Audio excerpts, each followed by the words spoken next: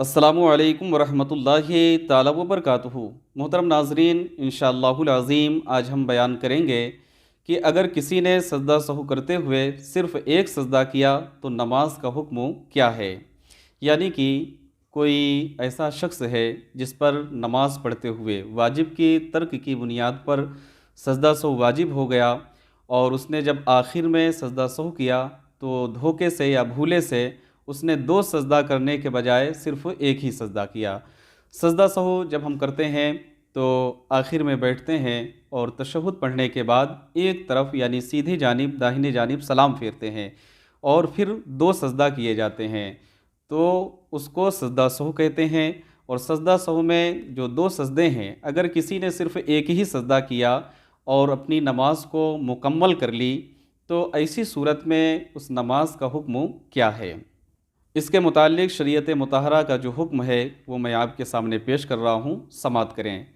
कि किसी शख्स को नमाज में सजदा सहू हुआ लेकिन उसने भूल कर दो सजदों के बजाय सिर्फ़ एक ही सजदा किया और सलाम फेर दिया, तो ये एक सजदा करना काफ़ी नहीं होगा, क्योंकि भूल कर होने वाली गलती के लिए दो सजदे करना ये ज़रूरी है, जिसे सजदा सहू कहते हैं। हदीस मुबारका और सहाबा कराम रिदवानुल्लाहि ताला अलैहिम अजमईन के अमल से यही साबित है। लिहाजा अगर किसी ने एक सजदा किया और सलाम फेर कर नमाज मुकम्मल कर ली,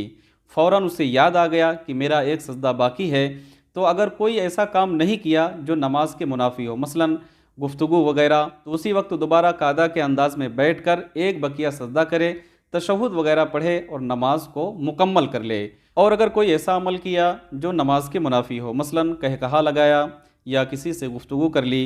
या मस्जिद से बाहर चला गया, तो इस सूरत में नमाज मकरूह तहरीमी हो जाने की वजह से नाकिस तौर पर अदा हुई, और हर वो नमाज जो कि मकरूह तहरीमी के सबब नाकिस हो जाए उसे दोबारा पढ़ना ये ज़रूरी है। तो असल मसला ये है कि नमाज पढ़ते हुए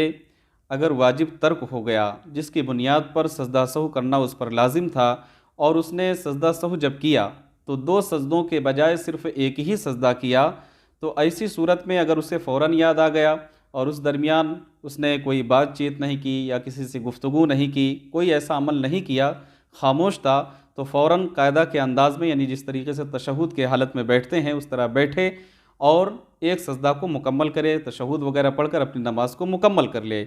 और अगर उसने कोई ऐसा काम कर लिया यानी किसी से गुफ्तगू की या कहकहा लगाया या मस्जिद से बाहर चला गया, तो उसकी जो नमाज है वो नाकिस तौर पर अदा हुई,